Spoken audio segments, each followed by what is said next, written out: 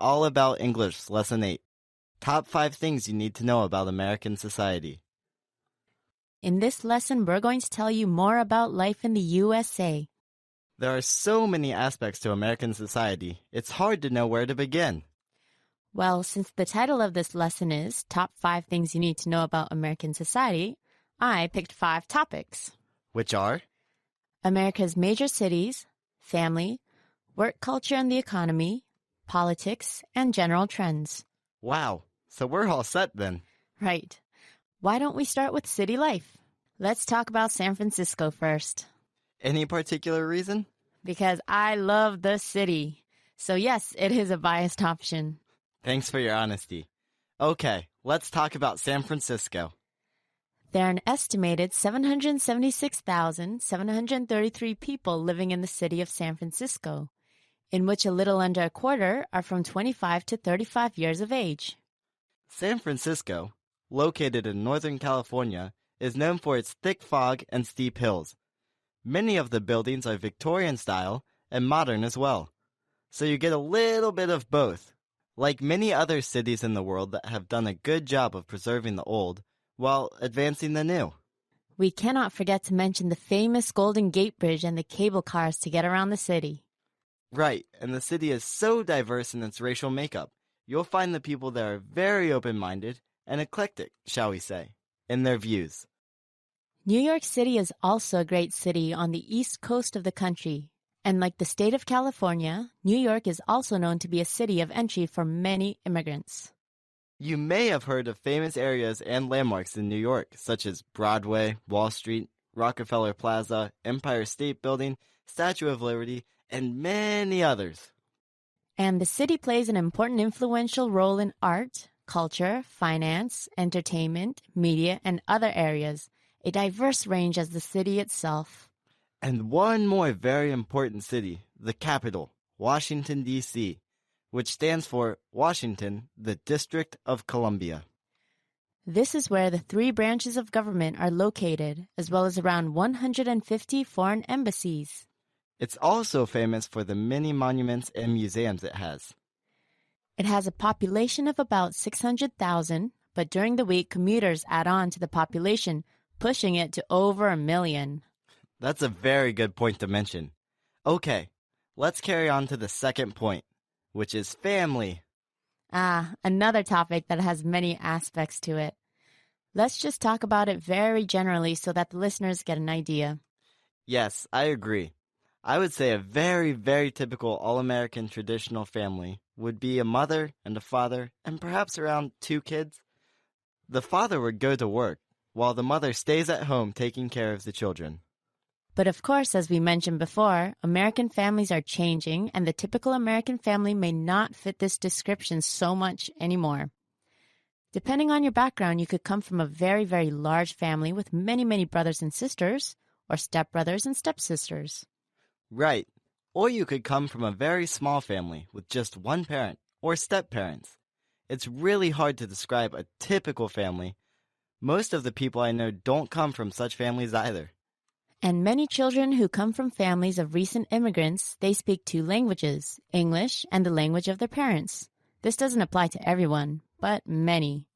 And typically, the woman changes her last name when she gets married. But it is also common to either keep it or hyphenate it as well. And marriage is not a necessity to have children. And also, the average age for marriage is getting older. For many families, the child leaves the house when they go to university, and many times, especially if the parents can't afford it, the teenager is left to pay their way through school and living. For this reason, many universities have student scholarships, loans, and grants to help these people. But it doesn't always work because the student is often left with a lot of debt after they graduate. It's pretty hard to pay it all back. That's a common complaint I hear as well. Okay, shall we talk about our next point then? Sure, what is it? Let's talk about the work culture. That's a good one. First of all, America has a GDP of over $14.5 trillion. The work culture in the States is that you work hard and earn a living from it. That it's entirely up to you to make it happen. Working hours are typically from 9 to 5, but of course, vary depending on the kind of job and employer. Right. The office environment is usually informal, and the hierarchy between the managers and subordinates are not apparent. People are treated with respect as individuals and are expected to do the same. A typical American office ranges from strict business attire to jeans and running shoes. What were you wearing when you worked in the States? Well, for me, it was business casual and casual Fridays, which means slacks and a nice top Monday through Thursday, and jeans were allowed on Fridays. Some people wore running shoes to the office on these days as well. So it's pretty relaxed. Now, the business mentality is to be polite and respectful to other people, but at the same time be able to voice opinions, whether people agree or not. A good decision is based on the quality and the speed of the decision. Work is considered important, but so is family. If work interferes with family life, it is thought of as bad, and generally people don't like sacrificing their families for work, although this is not always possible. Also, even if colleagues don't know one another that well, it is normal to have a casual conversation about light topics with them, just for the sake of communication. Working people have different types of jobs, but we'll talk about two common types: full-time workers and part-time workers. Full-time workers are workers whose schedules are set and receive salaries for their work. Part-time working is when the person receives an hourly wage. And the minimum hourly wage differs from state to state. And also, depending on where the person lives, they commute to work in different ways. Driving to work in heavy traffic is common, along with trains and buses if you live in the city. Right, and also bicycles are another option. That's right, I forgot about that one. Also, Americans are known for their hard-working and perhaps overworked culture. It's a high-stress culture where people are expected to meet deadlines and produce work at a good speed. Tardiness is usually frowned upon, especially for meetings. Yeah, I agree with that one. Okay, I think that sums up the office environment in the States. Okay, on to the next topic. Let's talk about politics. Okay, who's the leader of the country? That would be the president, which presently is Barack Obama. And what kind of government is it? A federal government, which means that individual states are self-governing. They can make their own laws within the state. But if a law is made at a federal level, then that law must be followed. There are two major political parties in the states, the Republicans and the Democrats. There are other parties too, and a member from those parties may be elected as well. Right. These two parties receive support from wealthy individuals or businesses in the form of money. In return, the parties must listen to their wishes, which then doesn't always turn out for the better of the country.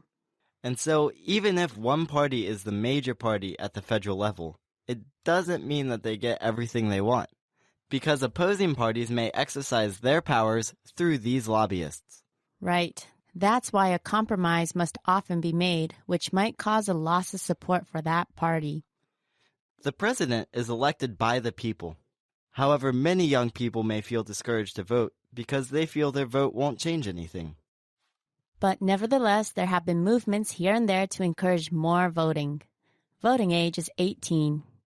Okay, last but not least, let's talk about some general trends in U.S. society that we haven't touched upon.